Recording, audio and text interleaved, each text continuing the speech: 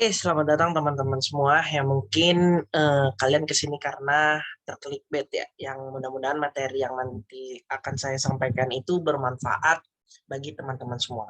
Jadi di sini saya akan menjelaskan tentang 3 bahasan penting untuk pendidikan. Yang pertama itu batasan pendidikan, yang kedua hakikat hakikat landasan pendidikan, dan yang terakhir faktor-faktor dalam pendidikan. Langsung saja ke pembahasan yang pertama yaitu batasan pendidikan. Oke. Oke, jadi batasan tentang pendidikan yang dibuat oleh para ahli beraneka ragam. Jadi para ahli mengumumkan pendapat atau memberi pendapat tuh batasan pendidikan tuh berbeda-beda. Jadi nggak saling sama satu sama lain seperti itu. Jadi beraneka ragam. Dan kandungannya berada yang satu dari yang lain. Perbedaan tersebut mungkin karena orientasinya, konsep dasar yang digunakan, aspek yang menjadi tekanan, atau karena falsafah yang melandasinya. Jadi perbedaan itu terjadi karena ada hal-hal yang disebutkan di sini ya. Contohnya konsep dasar, aspek yang menjadi tekanan, atau falsafah gitu. Lanjut ke materi dari batasan pendidikan yang pertama, yaitu pendidikan sebagai proses transformasi budaya. Jadi pendidikan itu bisa jadi transformasi budaya yang sangat bagus ya teman-teman. Jadi sebagai proses transformasi budaya, pendidikan diartikan sebagai kegiatan pewarisan budaya dari satu generasi ke generasi yang lain. Nilai-nilai budaya tersebut mengalami proses transformasi dari generasi tua ke generasi muda. Ada 3 bentuk transformasi, yaitu nilai-nilai yang masih cocok diteruskan, misalnya nilai-nilai kejujuran, rasa tanggung jawab, dan lain-lain. Nah, kira-kira penasaran nggak sih apa yang nggak cocok? Nah, jadi kayak nilai, kan kalau orang dulu kan ada perang dunia satu, perang dunia kedua, jadi itu kan udah nggak relevan sama zaman sekarang. Nah, makanya tuh udah nggak diwarisin lagi sama orang-orang tua kita gitu. Jadi yang diwarisin itu nilai-nilai yang baik. Lanjut ke pembahasan yang kedua dari batasan pendidikan itu, pendidikan sebagai proses pembentukan pribadi. Sebagai proses pembentukan pribadi, pendidikan diartikan sebagai suatu kegiatan yang sistematis dan sistemik, terarah kepada terbentuknya kepribadian peserta didik. Proses terbentuknya kepribadian peserta didik, proses pembentukan pribadi melalui 2 sasaran, yaitu pembentukan pribadi bagi mereka yang belum dewasa, oleh mereka yang sudah dewasa, dan bagi mereka yang sudah dewasa atau usaha sendiri. Jadi kita bisa belajar sama yang lebih dewasa, yang dewasa juga bisa belajar sama yang lebih kecil, seperti itu. Lanjut ke pembahasan ketiga, yaitu pendidikan sebagai proses penyiapan warga negara. Oke, jadi pendidikan itu sebagai penyiapan warga negara diartikan sebagai suatu kegiatan yang terencana untuk membekali peserta didik agar menjadi warga negara yang baik. Jadi kalau kita menjadi warga negara yang baik tuh harus sekolah, harus rajin belajar seperti itu ya. Harus terdidik juga lah biar kita taat akan aturan yang udah dibuat oleh pemerintahan ini, nggak ngelanggar seperti itu. Lanjut ke pembahasan keempat itu pendidikan sebagai penyiapan tenaga kerja. Nah, penting banget sih buat poin yang satu ini, pendidikan sebagai penyimpanan tenaga kerja diartikan sebagai kegiatan membimbing peserta didik sehingga memiliki bekal besar untuk bekerja. Pembekalan dasar berupa pembentukan sikap, pengetahuan, dan keterampilan pada calon luaran. Ini menjadi misi penting dari pendidikan karena bekerja menjadi kebutuhan pokok dalam kehidupan manusia. Betul banget. Jadi kerjaan itu kan penting banget buat manusia. Jadi pendidikan itu juga harus ngelatih dan terbiasa untuk nanti di lingkungan kerja gitu, agar peserta didiknya agar terbiasa nanti di lingkungan kerja seperti itu. Pendidikan juga bisa juga menjadi akses untuk dunia kerja nanti seperti itu. Lanjut definisi pendidikan menurut GBHN. GBHN tahun 1988, PP 7 Pusat 1990 memberikan batasan tentang pendidikan nasional sebagai berikut. Pendidikan nasional yang berakar pada kebudayaan bangsa Indonesia dan berdasarkan Pancasila serta Undang-Undang Dasar 1945 diarahkan untuk meningkatkan kecerdasan serta dapat memenuhi kebutuhan pembangunan nasional dan bertanggung jawab atas pembangunan bangsa. Oke, jadi pendidikan itu awalnya itu untuk mencerdaskan kehidupan bangsa ya. Terus juga membangun pembangunan nasional dan bertanggung jawab atas pembangunan bangsa. Jadi ini dasar dari batasan pendidikan. Nah, setelah kita bahas tentang batasan pendidikan, kita masuk langsung ke hakikat landasan pendidikan pada materi yang kedua. Oke, jadi hakikat landasan pendidikan itu kira-kira apa sih? Nah, jadi landasan pendidikan adalah tumpuan dasar atau asas konseptual yang menyelubungi pendidikan secara keseluruhan. Biasanya yang dibahas terkait dengan landasan pendidikan ini adalah hakikat manusia sebagai makhluk pembelajar, situasi proses perubahan sosial, aliran pelaksanaan, hingga permasalahan-permasalahan pendidikan. Lanjut, menurut Ketima 2017 halaman 354 mengatakan bahwa secara leksikal, landasan berarti dasar tumpuan atau alas. Oleh karena itu, landasan atau pendidikan merupakan tempat bertumpu, titik tolak atau dasar pijakan dalam melaksanakan pendidikan. Selanjutnya, landasan-landasan tersebut meliputi landasan hukum, filosofis, ilmiah, hingga yuridis atau hukum yang melindungi hak pendidikan. Lanjut ke fungsi dan tujuan landasan pendidikan. Jadi fungsi dan tujuannya itu kurang lebih karena pendidikan merupakan salah satu hak dasar manusia dan berpengaruh terhadap kehidupan seorang.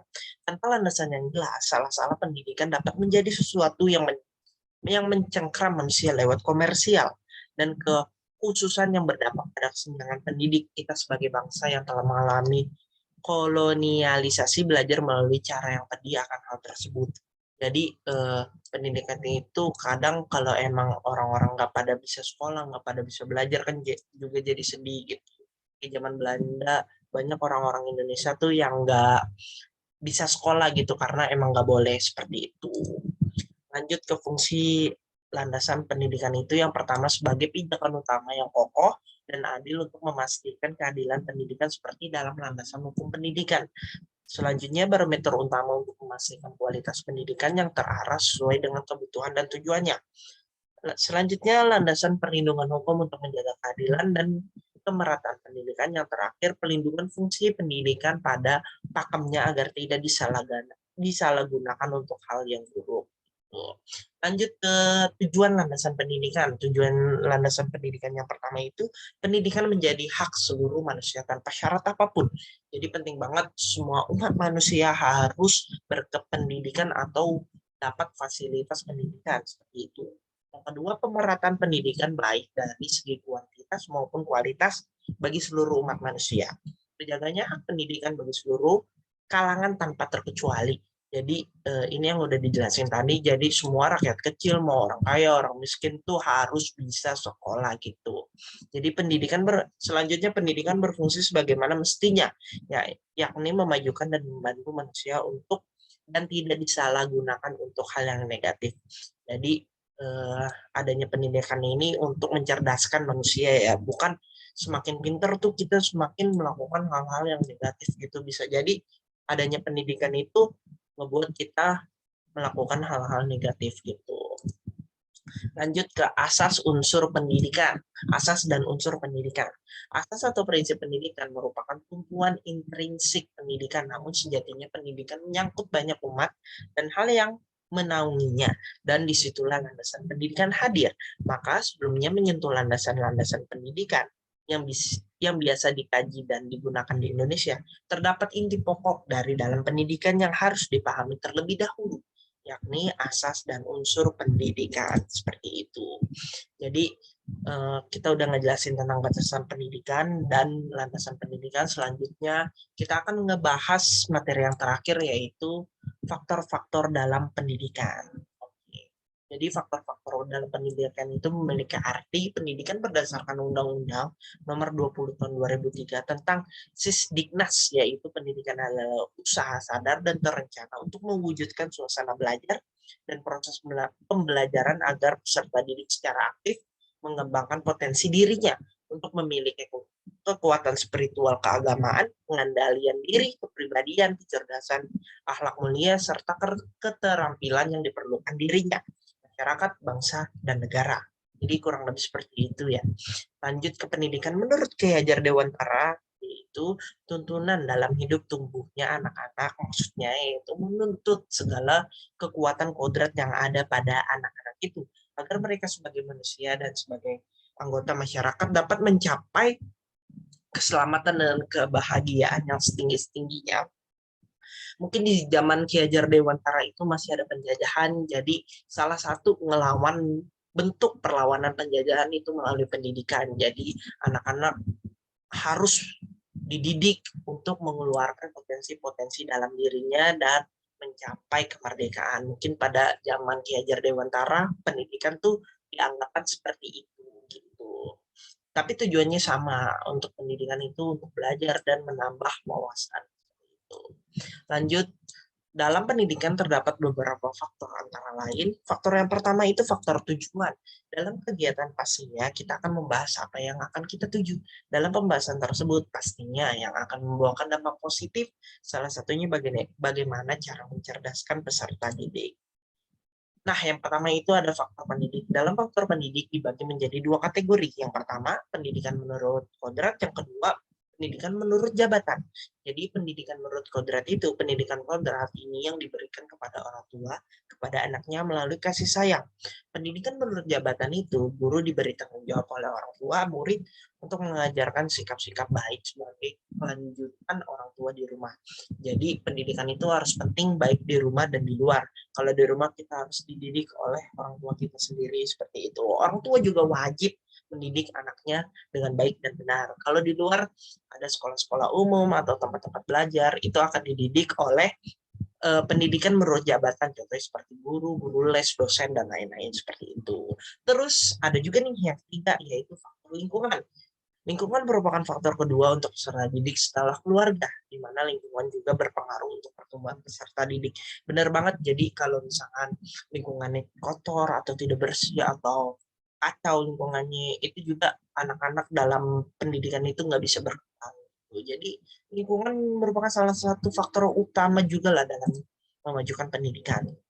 Lanjut ke faktor materi. Faktor materi itu bisa juga disebut dengan faktor uang ya. Jadi faktor materi merupakan sebuah faktor berupa materi yang akan disampaikan oleh pendidik kepada peserta. Materi yang akan disampaikan merupakan materi yang baru yang lagi banyak dibicarakan. Oh ya, maaf sebelumnya, faktor materi ini kayak materi-materi yang relevan dengan anaknya itu sendiri, seperti itu. Dari pengertian di atas, kita dapat menyimpulkan bahwa faktor merupakan faktor-faktor yang menunjang untuk ke depan yang lebih baik lagi dari faktor di atas, maka dapat menjadi acuan untuk mensukseskan pendidikan ke depan.